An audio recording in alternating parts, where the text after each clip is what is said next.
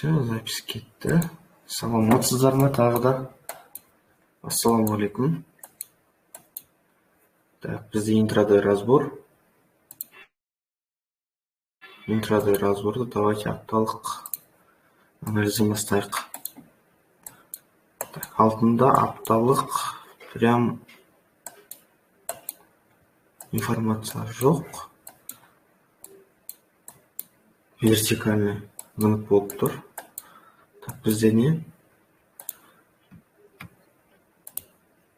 Апталық имбаланстармен жұмыс жасап кеткен екен полный. Енді бізде қалады.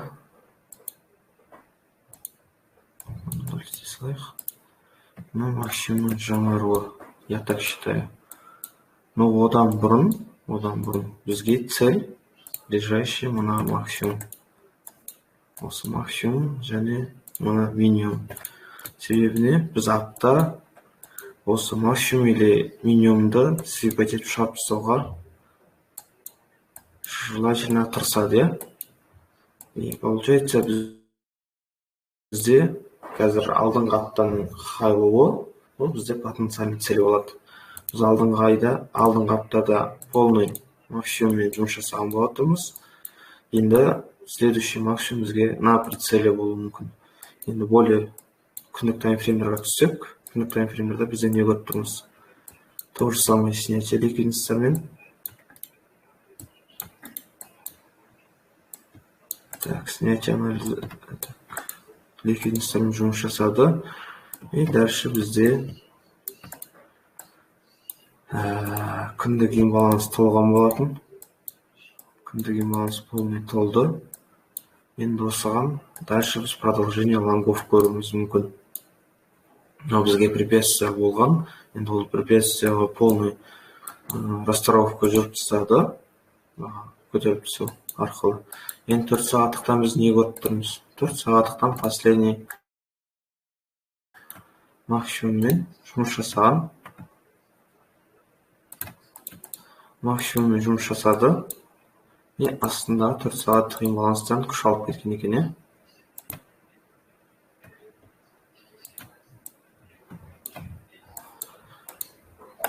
4 сағаттық имбаланс инвертация болып кеткен екен. Но менде қазір кішігірім shift бар. Астындағы имбаланс полный толған. Енді по логику бойынша осы жердегі біздегі SNR немесе осы сломнан дальше продолжение на лонгов көруіміз мүмкін. Құлаудың алдына мына цель бізде как-то потенциальный цель болып қалады бүгіндікке ше. И бүгіндікке бізде банковский манипуляциялар болмауы мүмкін. Себебі бізде не? Праздник болып жатыр. И получается последний ликвалармен жұмыс жасады. Интерналдармен. И қайдан бізде закреп бар. Вот дальше ар жағын қараудың түк прям қажеттісі жоқ.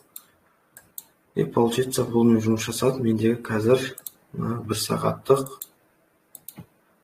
блок ретінде алып қалсам болатынын, и бұл полный разворотный свечи ретінде. Оған дейін менде мына фракталдың жұмысы болған.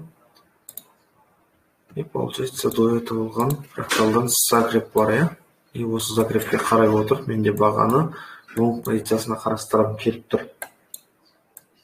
Себебі неде? Последний хай шешіліп кеткен болатын. И дальше оған қарай өту оңайырақ болады. И получается бізде более LTF-тарға түстік 15 минуттықта. Так, ну более корректировка жасап. И получается біздегі мына жердегі ценовой ребалансировкадан тағы да кету мүмкін. Ну, более вероятно, что ол алдында тест болғандықтан бізде более глубже кіру мүмкін. И получается баға қазір осындай движение жасау мүмкін. Мына имбалансқа дейін көтеріліп, блокқа тиіп, и продолжение. Лонг болу вероятності өте жоғары. Либо бізде интерналдан снятие болған екен. Интерналдан. И получается бізде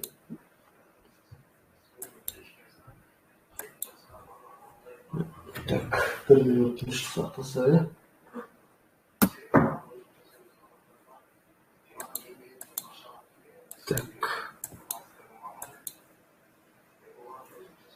Последний фрактал, себеп айтылды. 5 минуткада соң структура бар ма екен, что прям қазір ломға кіріп кететіндей. Так, бізде бар. Бірақ маған мына позицияның бір ұнамай тұрған жері, менде как-то снятие болды, мына имбалансқа барып қатылып қалуы мүмкін. Бағана айтылған часовой имбалансқа барыпшы. Негізі в лучшем случае баға осы жерге түсіп, и лонг позициясын дальше қарастырғанымыз дұрыс болуы мүмкін.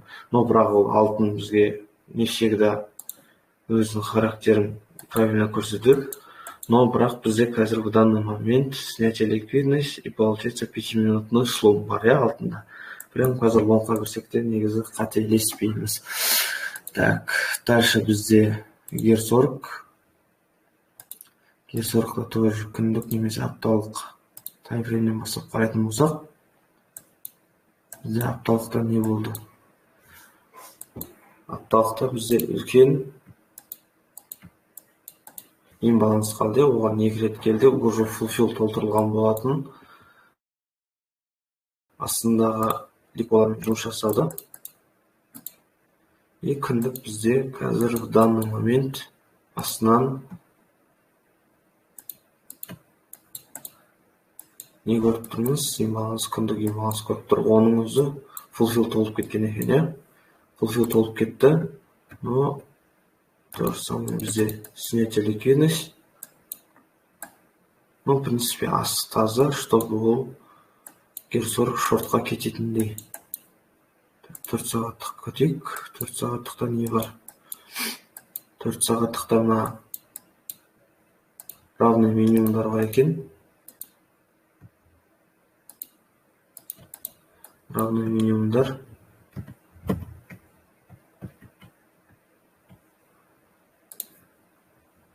Осы равный минимумдар мына 4 сағаттық имбаланстан қылау арқылы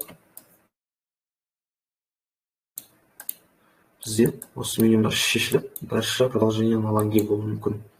Себебіне менде 4 сағаттық имбаланстан үлкен реакция алған болатын баға. И получается бізде қазір астындағы равный осы минимумдарға и более глубже 4 сағаттық имбалансқа дейін қуалауы мүмкін. Баға, в принципе, лонговый нарративті. Үшін шортить еткеннен гөрі лонговать еткен более логично болуы мүмкін. Осы компрессияны баға көтеріліп келе жатыр, ал компрессияны бізде рынок прям немен шешеді, агрессивно шешетін болады. Гер-40-та анандай бір тоже прям іліп алатын қазір в данный момент сетап жоқ, но бірақ бізде полноценный не бар, ликвидностьтен жұмыс жасаған имбалансқа келген болатын. Енді мен күтуім мүмкін бағаның бірінші очередьна 4 сағаттық имбалансқа кіріп, астындағы екі лойсты шешіп, дальше продолжение на лонге болуы мүмкін. Осындай движение тура алтындық сияқты. Но, в принципе, алтын прям сейчас улететь может деген сияқты ша. Қазір ұшып кетуі мүмкін. Так, бізде дальше евро-доллар. Евро-долларда менде анализ болған. Астыңғы ликвидностьтен жұмыс жасап баға агрессивно көтерілген болатын. Күн апталық. Апталық бізде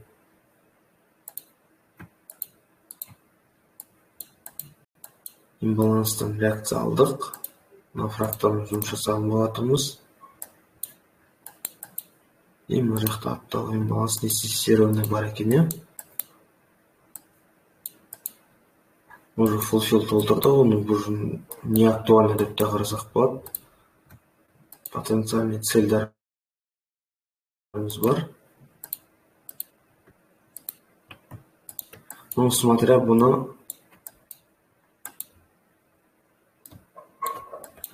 тексилаймен салыстырып көрейік. Қазір кіші таймфреймдер өткен кезде сен фракталдарын қалып кеткен ұнамай тұрмаған. Так, дальше күндік таймфреймге түсек. Күндік таймфреймде бізде слом болған, до этого снятие ликвидность болмай екен. Так, қазір дальше диксилайдың корреляциясын көрейік. Егер мына минимумдар шешілмейтін компрессионы тұратын болса, то же самое жоғары жағында, может быть, біз шарт етіп көруіміз мүмкін. Себебіне бізде баға қазір в данный момент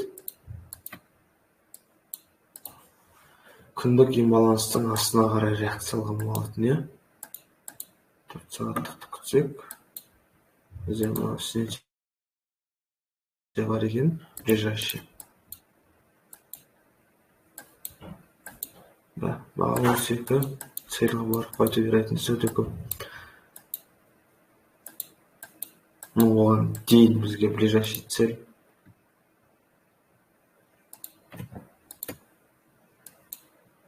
Мына равно минимумдар болу керек. Осы шешілген соң дальше больше көретін боламыз. Так, баға осыны шешіп көтеріліп, дальше продолжение на шарты болуы мүмкін.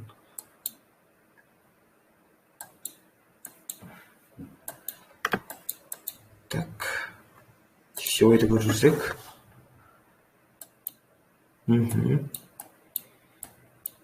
Так, я тексеуайды бізде потенциально алдыңғы разговорларда айтылған целімізбен жұмыс жасауымыз мүмкін. Ну, в принципе, өзгертетін ештеңе жоқ. бір апта бұрын жасалған анализ, но уже әлі актуальны. Осы версиясын күтемін. Егер мен осы версияны қарайтын болсам, евро-доллар менде обязательно құлап береді. Себебіне дексиваймен бізде ол обратный корреляцияда жүреді. Енді алдыңғы апталарда жасалған анализ болатын, соны күтеміз. Все, в принципе, бүгінге 3 валютный пара интрадей разбор бітті. Қарап тыңдағандарыңызға рахмет. Сұрақтарыңыз болса қойсаңыздар болады.